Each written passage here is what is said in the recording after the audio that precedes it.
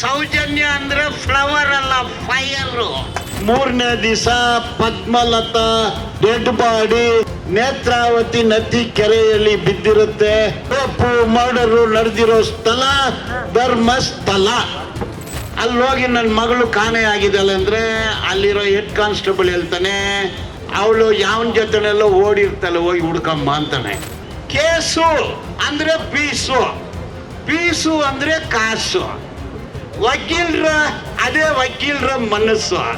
ಇವರೆಲ್ಲ ಒಂದು ದಿನಸು, ದುಡ್ಡು ಮಾಡೋದೇ ಇವರ ಕನಸು. ಕಕ್ಷಿಗಾರರಿಗೆ ಲಾಸು, ದೇಶಕ್ಕೆ ಡೋಸು. ಸಾಯಂಕಾಲ ಆದ್ರೆ ಬೂಸು, ಎಲ್ಲರಿಗೂ ಕೊಡ್ತಾರೆ ಗೂಸು. Central bureau of investigation. Doubt ಆಗುತ್ತೆ, ಸೆಂಟ್ರಲ್ ಬ್ಯೂರೋ ಆಫ್ ಇನ್ವೆಸ್ಟಿಗೇಷನ್ ಅಥವಾ ನರಸಿಂಹಗಲ ಕಲೆಕ್ಷನ್ ಬ್ಯೂರೋ ಆಫ್ ಇನ್ವೆಸ್ಟಿಗೇಷನ್. ಬಜರಂಗದಲ್ಲೂ ಎಲ್ಲಿ, ನೀವೆಲ್ಲ ಗಿಲ್ಲಿ, ನೀವು ಇರೋದು ಡೆಲ್ಲಿ, ಬರುತ್ತೆ ನಿಮ್ಗೆ ಗಲ್ಲಿ. ಕರೆಂಟು ಬಂತು, ನ್ಯಾಯ ಹೋಯ್ತು, ನ್ಯಾಯ ಕೂಡ ಬರ್ತಾ ಇದೆ. ಎಲ್ಲರ ಕೈಯಲ್ಲಿ ಸೌಜನ್ಯ ಫೋಟೋ ಇದೆ. ಸೌಜನ್ಯ ಅಂದ್ರೆ ಫ್ಲವರ್ ಅಲ್ಲ, ಫೈರ್. ಸೌಜನ್ಯ ಫೈರು 2012 ತಾರೀಕು 10ನೇ ತಿಂಗಳಕ್ಕೂ ಉರಿಯೋಕ್ಕೆ ಶುರು ಆಯ್ತು. ಇನ್ನ ಅದು ಆರಿಲ್ಲ, ಫೈರ್ ಉರಿಯುತ್ತೆ. ಅವ್ರನ್ನ ಆ ಫೈರ್ಗೆ ಯಾರು ಕಾರಣಗಾರರು ಅವ್ರನ್ನ ಸುಡೋವರೆಗೆ ಆ ಫೈರ್ ಉರಿಯುತ್ತೆ. ಇವತ್ತು ದಿವಸ ನಾವು ಇಲ್ಲಿ ಸೇರಿರೋದು ವೇದವಲ್ಲಿಯಿಂದ ಹಿಡಿದು 1979 ವೇದವಲ್ಲಿ, 1983 ಪದ್ಮಲತಾ, 2003 ಅನನ್ಯ ಭಟ್, 2012 ಸೌಜನ್ಯ ಲಕ್ಷ್ಮಿ. ಈ ತರ ಸುಮಾರು ಮಹಿಳೆಯರಿಗೆ ಅನ್ಯಾಯ ಆಗಿದೆ. ನ್ಯಾಯ ಕೇಳಿ ಹೋರಾಟಕ್ಕೆ ಬಂದಿದ್ವಿ. ಈ ಪರಿಸ್ಥಿತಿ ಯಾಕೆ ಬಂತು? ನಮ್ಮ ವ್ಯವಸ್ಥೆ ಸರಿಯಾಗಿದ್ದಿದ್ರೆ ಈ ಪರಿಸ್ಥಿತಿ ಬರ್ತಿರ್ಲಿಲ್ಲ. ಈ ಪದ್ಮಲತಾ ಎಲ್ಲರಿಗೂ ಗೊತ್ತಾಗಿದೆ.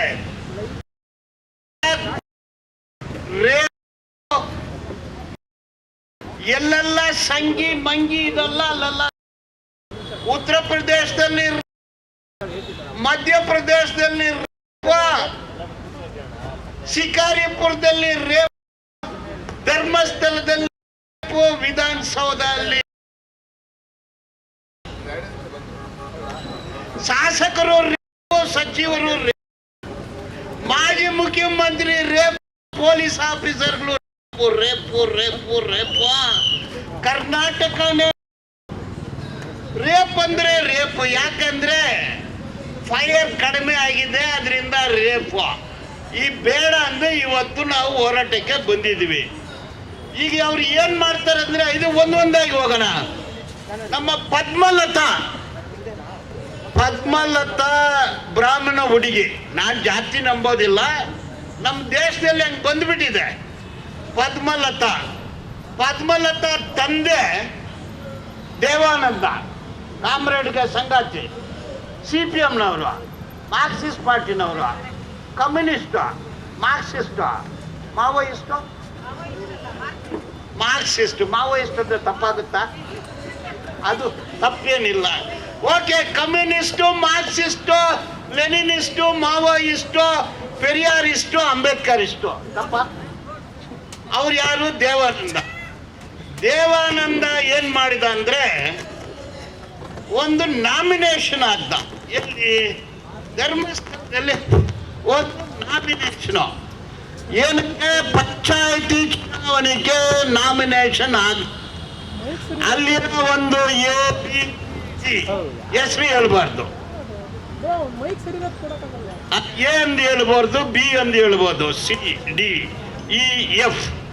ಅವ್ರು ಕರೀತಾರೆ ಇವ್ರಿಗೆ, ಬರಪ್ಪ ದೇವಾನಂದ, ಏನದು ನನ್ನ ಕೇಳ್ದೇನೆ ನಾಮಿನೇಷನ್ ವಿತ್ಡ್ರಾ ಮಾಡ್ಕೊ ಅಂತ ಕೇಳ್ತಾರೆ.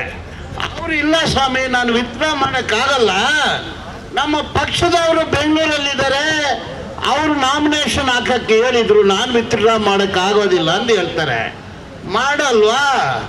ಮಾರನೇ ದಿನ 4 ಗಂಟೆಗೆ ಕಾಲೇಜಿಗೆ ಹೋಗಿರೋ ಹುಡುಗಿ ಪದ್ಮಲತಾ ವಾಪಸ್ ಬರೋದಿಲ್ಲ. ಮತ್ತೆ ಹೋಗಿ ದೂರು ಕೊಡ್ತಾರೆ ದೇವಾನಂದ, ನನ್ನ ಮಗಳು ವಾಪಸ್ ಬಂದಿಲ್ಲ ಅಂದು. ಹೋಗಯ್ಯ ಬರ್ತಾರೆ ಅಂತಾರೆ. ಆವಾಗ ಬೆಳ್ತಂಗಡಿ ಪೊಲೀಸು, ಇವಾಗ ಧರ್ಮಸ್ಥಳ ಪೊಲೀಸರು ಹಂಗೆ ಹೇಳ್ತಾರೆ. ಅವರು ಬಂದು ಮತ್ತೆ ಬರ್ತಾರೆ, ಬರೋದಿಲ್ಲ. ಮತ್ತೆ ಅವ್ರಿಗೆ ಮೆಸೇಜ್ ಬರುತ್ತೆ. ಈಗ ಎಲ್ಲರ ಕೈಯಲ್ಲಿನೋ ವಾಟ್ಸಪ್ ಇದೆ, ಮೊಬೈಲ್ ಇದೆ, ಎಲ್ಲ ಮೆಸೇಜ್ಗಳು ಬರುತ್ತೆ. ಆವಾಗ ಪರ್ಸನಲ್ ಇನ್ಫಾರ್ಮೇಶನ್, ನೋಡಪ್ಪ ನಿನ್ನ ಮಗಳು 1 ಗಂಟೆಯಲ್ಲಿ ವಾಪಸ್ ಬರ್ತಾನೆ, ಆದರೆ ನೀವು ವಾಪಸ್ ತಗೊಳ್ಳಿ ಅಂದು ಕೇಳ್ತಾರೆ. ಅವ್ರು ವಾಪಸ್ ತಗೊಳ್ಳೋದಿಲ್ಲ. 3ನೇ ದಿವಸ ಪದ್ಮಲತಾ ನೇತ್ರಾವತಿ ನದಿ ಕೆರೆಯಲ್ಲಿ ಬಿದ್ದಿರುತ್ತೆ. ಒಳ ಉಡುಪು ಡಿಸ್ಟರ್ಬ್ ಆಗಿರುತ್ತೆ, ರಕ್ತ ಕಸಿತಾ ಇರುತ್ತೆ. ಪೋಸ್ಟ್ ಮಾರ್ಟಮ್ ಮಾಡಿರೋ ಡಾಕ್ಟ್ರು ಇದು ಅಂತಾರೆ. ಅದು ನಡೆದಿರೋ ಸ್ಥಳ ಧರ್ಮಸ್ಥಳ. ಪೊಲೀಸರಿಗೆ ದೂರ ಹೋಗುತ್ತೆ, ಪೋಸ್ಟ್ ಮಾರ್ಟಮ್ ರಿಪೋರ್ಟ್ ಆಗುತ್ತೆ. ಜಗನ್ನಾಥ್ ರೈ ಅನ್ನೋ ಒಂದು ಇನ್ಸ್ಪೆಕ್ಟರ್, ಒಳ್ಳೆ ಮನುಷ್ಯ, ತನಿಖೆ ಅಧಿಕಾರಿಯಾಗಿ CID ಅಲ್ಲಿಗೆ ಹೋಗ್ತಾರೆ, ವಿಚಾರಣೆ ಮಾಡ್ತಾರೆ. ನಾಳೆ ಬಂಧಿಸ್ತಾರೆ ಅನ್ನೋ ಗೊತ್ತಾದ ತಕ್ಷಣ ಜಗನ್ನಾಥ್ ರೈಯನ್ನ ಟ್ರಾನ್ಸ್ಫರ್ ಮಾಡಿಬಿಟ್ಟು ಮಹಾದೇವ ಸ್ವಾಮಿ, ಮಂಜುನಾಥ ಸ್ವಾಮಿ ಅನ್ನೋ ಒಂದು DSPಗೆ ಕೊಡ್ತಾರೆ. ಅವರು C ರಿಪೋರ್ಟ್ ಹಾಕ್ತಾರೆ. C ರಿಪೋರ್ಟ್ ಅಂದ್ರೆ ಮುಗ್ದೋಯ್ತು ಒಂದು. ಇವತ್ತುವರೆಗೆ C ರಿಪೋರ್ಟು ಸುಮಾರು ಹೋರಾಟಗಳಾಯ್ತು.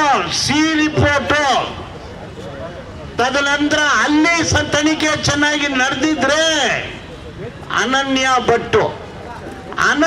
ಭಟ್ಟು ಯಾರಂದ್ರೆ ಅವಳು ಬ್ರಾಹ್ಮಣ ಹುಡುಗಿನೇ. ಆಯಮ್ಮನಿಗೂ ಅವ್ರಿಗೆ ಏನು ಸಂಬಂಧ ಅಲ್ಲ. ಅವರು ಫಸ್ಟ್ ಇಯರ್ MBBS ಸ್ಟೂಡೆಂಟ್. ಎಲ್ಲಿ? ಮಣಿಪಾಲಲ್ಲಿ ಫಸ್ಟ್ ಇಯರ್ MBBS ಸ್ಟೂಡೆಂಟು.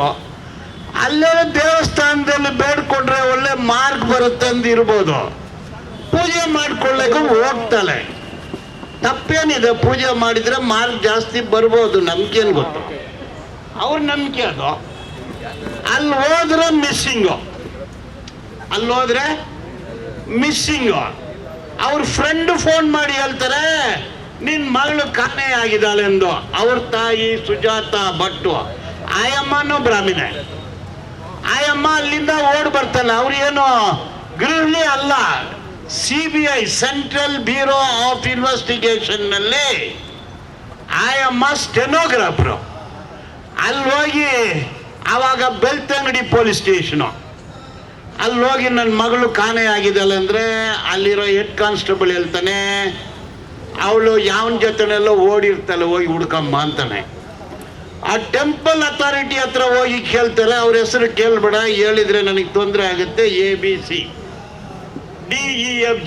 ಹತ್ರ ಹೋಗಿ ಕೇಳ್ತಾರೆ. ಅವರು ಹೇಳ್ತಾರೆ, ನಿನ್ನ ಮಗಳು ಯಾರ ಜೊತೆನೆಲ್ಲ ಓಡೋಗಿರ್ತಾಳ, ಹೋಗಿ ಹುಡ್ಕಮ್ಮ ಅಂದು. ಏನು ಟಚ್ಚಿಂಗು ABCDಗೂ ಇನ್ಸ್ಪೆಕ್ಟ್ರಿಗೂ ಟಚ್ಚಿಂಗು. ಅದು ಗುಡ್ ಟಚ್ಚಿಂಗ, ಬ್ಯಾಡ್ ಟಚ್ಚಿಂಗ, ಏಮ್ ಟಚ್ಚಿಂಗ್ ಅಂತ ನಿಮಗೆ ಬಿಟ್ಬಿಡ್ತೀನಿ. ಆದರೆ ಟಚ್ಚಿಂಗು ಅವರು ಇದೇ ಹೇಳ್ತಾರೆ, ಇವರು ಅದೇ ಹೇಳ್ತಾರೆ. ಆಯಮ್ಮ ಅಲ್ಲಿಗೆ ನಿಲ್ಲೋದಿಲ್ಲ. ಆಯಮ್ಮ ಮತ್ತೆ ಪೊಲೀಸ್ ಸ್ಟೇಷನ್ ಹೋದ್ರೆ ಕೈ ಮುರಿದು, ಕಾಲು ಮುರಿದು, ಒಡೆದು ಆಸ್ಪತ್ರೆಯಲ್ಲಿ ಹಾಕಿದ್ದಾರೆ. ಈಗ ಆಯಮ್ಮ ಅಲ್ಲಿ ಅಳ್ತಾ ಇದ್ದಾಳೆ. ಶವ ಸಿಕ್ಕಿದ್ರೆ, ಸ್ಕೆಲೆಟನ್ಸು, ಮೂಳೆ ಗಿಳೆ ಸಿಕ್ಕಿದ್ರೆ ಒಂದು ಪೂಜೆ ಮಾಡಿದ್ರೆ ಆ ಎಮ್ಮಂದು ಆತ್ಮ ಶಾಂತಿ ಆಗುತ್ತೆ ಎಂದು ಓಡಾಡ್ತಾ ಇದ್ದಾಳೆ. ಆ ಅಮ್ಮ ಮಾತಾಡಬಾರ್ದಂದು ಕೇಸ್ ಆಗ್ಬಿಟ್ಟಿದ್ದಾರೆ. ಅದು ನನ್ನ ಕೇಳಿದ್ರೆ, ಯಾಕೆ ವಕೀಲರು ಈ ಥರ ಎಲ್ಲ ಕೇಸ್ ಹಾಕ್ತಾರೆ ಅಂತ ಕೇಳ್ತೀರಾ ನೀವು? ಕೇಳ್ತೀರಾ? ಕೇಳಲ್ವಾ? ಕೇಳಲ್ವಾ? ಕೇಳಿ ಜೋರಾಗಿ. ಯಾಕೆ ಅಂದ? ಯಾಕೆ? ಕೇಸು ಅಂದ್ರೆ ಪೀಸು ಅಂದ್ರೆ ಕಾಸು. ಅದೇ ವಕೀಲರ ಮನಸ್ಸು. ಇವರೆಲ್ಲ ಒಂದು ದಿನಸ್ಸು. ದುಡ್ಡು ಮಾಡೋದೇ ಇವರ ಕನಸು. ಕಚ್ಚಿಗಾರರಿಗೆ ಲಾಸು, ದೇಶಕ್ಕೆ ಡೋಸು, ಸಾಯಂಕಾಲ ಆದರೆ ಬೂಸು, ಎಲ್ಲರಿಗೂ ಕೊಡ್ತಾರೆ ಗೂಸು. ಇದು ನಿಮ್ಮ ಕ್ವಶನ್ಗೆ ಉತ್ತರ. ಸೌಜನ್ಯ ಭಟ್ ಅವರ ತಾಯಿ ಸುಜಾತ ಭಟ್ ಮಾತಾಡಬಾರ್ದಂದು ಆಡ್ರು, ಗ್ಯಾಗ್ ಆಡ್ರು, ಜಾನ್ರು ಆಡ್ರು, ಅಶೋಕ್ ಕುಮಾರ್ ಆಡ್ರು, ಏನೇನೋ ಆಡ್ರು. ನೋಡಿ, ಇದರಲ್ಲಿ ಪೊಲೀಸರು CBI central bureau of investigation doubt ಆಗುತ್ತೆ. ಸೆಂಟ್ರಲ್ ಬ್ಯೂರೋ ಆಫ್ ಇನ್ವೆಸ್ಟಿಗೇಷನ್ ಅಥವಾ ನರಸಿಂಹಗಲ collection bureau of investigation, collection bureau of investigation. So ಯಾವುದೋ ಇನ್ವೆಸ್ಟಿಗೇಷನ್, ನಾನು ಹೇಳಿಲ್ಲ. ಕಲೆಕ್ಷನ್ ಬ್ಯೂರೋ ಆಫ್ ಇನ್ವೆಸ್ಟಿಗೇಷನು ನರಸಿಂಹಮೂರ್ತಿಗಳು ಹೇಳಿದ್ದಾರೆ. ಕೇಸ್ಗೆ ಹಾಕೋದಿದ್ರೆ ಅವ್ರ ಮೇಲೆ ಹಾಕ್ಲಿ, ನನ್ನ ಮೇಲೆ ಬೇಡ. ಲಾಯರ್ ಧನಂಜಯ ಹೇಳ್ತಾರೆ. ನೋಡಿ, ಇಲ್ಲಿ ಇವರು ಇದ್ದಾರೆ, ರಂಗನಾಥ್, ಅವರು ಹೇಳ್ತಾರೆ ಅದನ್ನ. CBIನವ್ರು ಏನ್ ಮಾಡಿದ್ದಾರೆ ಅಂದ್ರೆ, ಸೌಜನ್ಯ ಕೇಸಲ್ಲಿ ಇದೆ ಹೊಟ್ಟೆ ಉರಿ. ಕೇಸು CBIಗೆ ಹೋಗುತ್ತೆ. CBI ಡೆಲ್ಲಿ IPS ದೊಡ್ಡ ಆಫೀಸರು ಅಮೆರಿಕಾದಲ್ಲಿ ಹೋಗಿರ್ತಾರೆ, ರಷ್ಯಾ, ಸ್ಕಾಟ್ಲ್ಯಾಂಡ್ ಅಲ್ಲಿ ಟ್ರೈನಿಂಗು, ಎಲ್ಲ ಜನರ ದುಡ್ಡಲ್ಲಿ, ಟ್ಯಾಕ್ಸ್ ದುಡ್ಡಲ್ಲಿ ಕಲಿಸಿ IE5. CBI ಅಂದ್ರೆ ಏನು? IE5 ಇವ್ರಿಗೆ ತನಿಖೆ ಹೋಗುತ್ತೆ. ಬರ್ತಾರೆ, ಒಂದು ಅಮಾಯಕ ಸಂತೋಷ್ ರಾವ್, ಅವನಿಗೆ ಕಿವಿ ಕೇಳಲ್ಲ, ಮಾತಾಡಕ್ಕೆ ಬರೋಲ್ಲ. ಅವನಿಗೆ ಪಿಮೋಸಿಸ್ ಒಂದು ಕಾಯಿಲೆ ಇದೆ. ಪಿಮೋಸಿಸ್ ಕಾಯಿಲೆ ಇರೋರಿಗೆ ಹೆಣ್ಣು ಮಕ್ಕಳ ಮೇಲೆ ಆಸೆನೇ ಬರೋಲ್ಲ. ಪಿಮೋಸಿಸ್ ಮೆಡಿಕಲ್ ಸರ್ಟಿಫಿಕೇಟ್ ಇದೆ. ಪಿಮೋಸಿಸ್ ಕಾಯಿಲೆ ಇರೋವನಿಗೆ ಹೆಣ್ಣು ಮಕ್ಕಳ ಮೇಲೆ ಆಸೆನೆ. ಮದುವೆ ಆದ್ರೇನೋ ಹೆಂಡತಿ ಜೊತೆನಲ್ಲಿ ಇರೋದಿಲ್ಲ, ಮಗು ಹುಟ್ಟೋದಿಲ್ಲ. ಆ ಕಾಯಿಲೆ ಇರೋ ಒಂದು ಮೆಂಟಲಿ ಮಾತಾಡಕ್ಕೂ ಬರೋಲ್ಲ, ಕೇಳಕ್ಕೂ ಬರೋದಿಲ್ಲ, ಏನೂ ಬರೋಲ್ಲ, ಸುಮ್ಮನೆ ಇರ್ತಾನೆ. ಇವನು ಧರ್ಮಸ್ಥಳಕ್ಕೂ ಹೋಗಿದ್ದಾನೆ, ಏನೋ ಊಟ ಸಿಗುತ್ತೆ ಎಂದು. ಇದನ್ನು ನೋಡಿದರೆ ಸೆಟ್ ಮಾಡಿ ಇವನ್ನ ಹಿಡಿದು ಕೊಟ್ಬಿಡ್ತಾರೆ ಪೊಲೀಸರಿಗೆ. ಅದು CIDಗೆ ಹೋಗುತ್ತೆ. CID ಅದನ್ನು IE5 ತನಿಖೆಯಲ್ಲಿ I5 ಮಾಡೋದೆಲ್ಲ ವೈಫೈ. ನೋಡಿ, ಇದೆಲ್ಲ ಕಿತಾಪತಿ, ಭೂಪತಿ, ವೆಂಕಟಾಚಲಪತಿ, ಗಜಪತಿ. ಕೆಟ್ಟೋದ್ರೆ ಇವರೆಲ್ಲ ಹೋಗೋದು ತಿರುಪತಿ. ನಾನು ತಿರುಪತಿ ಅಂದ್ರೆ ಬಿಗಿಲು ಹೊಡಿತಾರೆ ಅವರು. ನೋಡಿ, ಈ ಅಮಾಯಕನನ್ನ CIDಗೆ ಕೊಡ್ತಾರೆ, CIDನವರು CBIಗೆ ಕೊಡ್ತಾರೆ. ಈ CBI ಏನ್ ಮಾಡ್ತಾರೆ ಅಂದ್ರೆ, ಸೌಜನ್ಯ ತಾಯಿ ಮನೆಗೆ ಹೋಗಿ ಒಂದು ಅಂಡರ್ವೇರ್ನ ತಗೊಳ್ತಾರೆ, ಒಳ ಉಡುಪನ್ನ. ಒಂದು ಕೊಡಮ್ಮ ಪಾಪ ಅಂತ ಕೇಳಲಿ, ಅವಳು ಏನೋ ಕೇಳ್ತಾರೆ ಅಂತ ಕೊಡ್ತಾಳೆ. ಕೋರ್ಟ್ಗೆ ಬಂದ್ರೆ ಅದೇ ಉಡುಪನ್ನ ಇಟ್ಟು, ಇದು ಸಂತೋಷ್ ರಾವ್ ಮನೆಯಲ್ಲಿ ಸಿಕ್ತು, ಇದು ಗೊತ್ತಾ ಅಂತ ಕೇಳ್ತಾರೆ. ಸ್ವಾಮಿ, ಇದು ಸೌಜನ್ಯ ಅದೇ ಮನೆಯಲ್ಲಿ ಪೊಲೀಸರು ಬಂದು ನನ್ನಿಂದ ತಗೊಂಡು ಹೋಗಿದ್ದು ಅಂತ ಹೇಳ್ಬಿಡ್ತಾಳೆ. ಈ ತರ ಹೇಳ್ಬೇಕಂದ್ರೆ ಈ ಕೇಸ್ ಬಗ್ಗೆನೇ ಒಂದು 2 ಗಂಟೆ ಮಾತಾಡ್ಬೋದು. ಸುಮಾರು ಜನ ಇದ್ದಾರೆ, ನಾನು ಇಲ್ಲಿಗೆ ಬಿಟ್ಬಿಡ್ತೀನಿ. ಅದು ತೀರ್ಪು ಬಂದಾಗ ನ್ಯಾಯಾಧೀಶರು, ಈ ತಮಿಳು ಗೊತ್ತಿರೋರ್ಗೆ ಗೊತ್ತು, ಡುಬಾಕೂರ್ ಅಂತಾರೆ. ಗೊತ್ತಾ ಡುಬಾಕೂರ್ ಅಂದ್ರೆ? ನರಸಿಂಹಮೂರ್ತಿ ಗೊತ್ತು. ಡುಬಾಕೂರ್ ಎಲ್ಲಿ ಅವರು? ನರಸಿಂಹಮೂರ್ತಿಗೆಲ್ಲ ಡುಬಾಕೂರ್ ಅಂದ್ರೆ ಗೊತ್ತು. ಇದು 2ನೇ ಕೇಸು. ಡುಬಾಕೂರ್ ಶಾರ್ಟ್ ಶೀಟ್ ಆಗ್ಬಿಟ್ಟಿದ್ದಾರೆ. CBI ಮಾಡಿರೋ ಕೆಲಸ ಡುಬಾಕೂರು. ನ್ಯಾಯ ಸಿಗ್ಲಿಲ್ಲ, ನಾವು ಕೂತಿದ್ವಿ ನ್ಯಾಯ ಕೊಡಿ ಅಂದು. ಸೌಜನ್ಯನನ್ನ ಕೊಂದಿದ್ದು ಯಾರೋ ಗೊತ್ತೋ, ಆದ್ರೆ ನ್ಯಾಯ ಸಿಗ್ಲಿಲ್ಲ. ಯಾವುದೋ ಡುಬಾಕೂರ್ ಕೇಸ್ ಹಾಕಿ ಮುಚ್ಚಿಬಿಟ್ರು. ಅದನ್ನ ಮುಚ್ಚೋಗುತ್ತೆ. ಅದಕ್ಕೆ ನಾನು ಹೇಳಿದೆ, ಸೌಜನ್ಯ ಅಂದ್ರೆ ಫ್ಲವರ್ ಅಲ್ಲ, ಫೈರ್. ನೀವೆಲ್ಲ ಫೈರ್, ಹೋರಾಟಗಾರರೆಲ್ಲ ಫೈರ್, ಟೈರ್ ಅಲ್ಲ, ಫೈರ್. ಆ ಕೇಸ್ ಕೊಂದಿದ್ದೀಯ, ಒಂದು ಆಯಮ್ಮನ ಅತ್ಯಾಚಾರ ಮಾಡಿದ್ದಾರೆ, ಪೋಸ್ಟ್ ಮಾರ್ಟಮ್ ರಿಪೋರ್ಟ್ ಹೇಳುತ್ತೆ. ಕೊಂದಿದ್ದಾರೆ, ಅತ್ಯಾಚಾರ ಮಾಡಿ ಕೊಂದು ಬಾಡಿನ ಕಟ್ ಮಾಡಿ ಒಂದು ಕಡೆ ಮರಕ್ಕೆ ಕಟ್ಟಿ ಇನ್ನೊಂದು ಕಡೆ ಕಲ್ಲಿಗೆ ಕಟ್ಟಿದ್ದಾರೆ. ಎಂತ ಕ್ರೂರಿಗಳು! ಇದು ಯಾರು ಮಾಡಿದ್ದು? ತನಿಖೆ ಆಗ್ಬೇಕೋ, ಮುಗ್ದಿದೆ, ಅದು ಅಲ್ಲಿಗೆ ಬಿಡ್ತೀನಿ. ಈಗ 30ನೇ ತಾರೀಕಿಗೆ ಹೊಸ ತಿರುವು. 3ನೇ ತಾರೀಕು ಹೊಸ ತಿರುವು. ಕಣ್ಣಾರೆ ಕಂಡ ಸಾಕ್ಷಿ ಬಂದಿದ್ದಾರೆ. ಕಣ್ಣಾರೆ ಕಂಡ ಸಾಕ್ಷಿ. ಅವ್ರು ಹೇಳ್ತಾರೆ ಊತ ಹಾಕಿದ್ದು ನಾನೇ. ಊತ ಹಾಕಿದ್ದಂದ್ರೆ ಯಾರನ್ನು ಊತ ಹಾಕಿದ್ರೆ? ಎಲ್ಲ ಚಿಕ್ಕ ಚಿಕ್ಕ ಹುಡುಗಿರು, ಸ್ಕರ್ಟು, ಸ್ಕೂಲ್ ಹುಡುಗಿರು, ಕಾಲೇಜ್ ಹುಡುಗಿರು. ವಯಸ್ಸೆಲ್ಲ 15, 16, 17, 15, 16, 17. ಎಲ್ಲನೂ ಒಂದೇ ತರ ಇದೆ. Kidnap, rape, murder, serial rape, serial murder, serial killer, mass rape, mass burial, mass murder. ಇದರಲ್ಲಿ ಒಂದು ಸಮಸ್ಯೆ ಇದೆ, ನನಗೆ ಡೌಟು. ಎಲ್ಲ ಬೇಡವಾ? ಎಲ್ಲ ನರಬಲಿ ಕೊಟ್ರೆ ಪೊದೆ ಸಿಗುತ್ತೆ ಅನ್ನೋದು ಒಂದು ನಂಬಿಕೆ ಇದೆ. ನರಬಲಿ ಕೊಟ್ರೆ ಪೊದೆ ಸಿಗುತ್ತೆ ಅಂತ ನಂಬಿಕೆ ಇದೆ. ಗಂಟು ಪೊದೆ ಅಂದ್ರೆ ಗಂಟು ಅಂತಾರೆ. ಗಂಟು ಅನ್ನೋದು ಹೇಳಿದ್ದು ರಂಗನಾಥಿ ಕೇಸ್ ಹಾಕಿದ್ರು ಅವ್ರ ಮೇಲೆ ಹಾಕಿ, ನಾನು ಹೇಳಿಲ್ಲ. ನಿಧಿ. ಸೊ ನರಬಲಿ ಕೊಟ್ರೆ ನಿಧಿ, ಇದು ಕರೆಕ್ಟು. ನಿಧಿ ಸಿಗುತ್ತೆ ಅಂದು ಕೊಲೆ ಮಾಡ್ತಾರೆ. ಬಟ್ ಇದರಲ್ಲಿ ಪಾಯಿಂಟ್ ಈಸ್,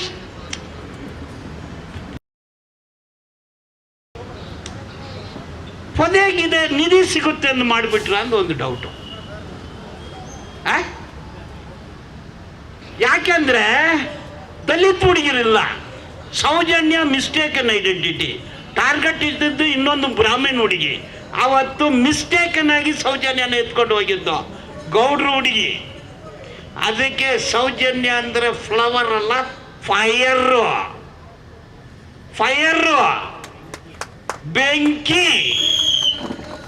ಬೆಂಕಿ ಅದು ಉರಿತಾನೆ ಇದೆ.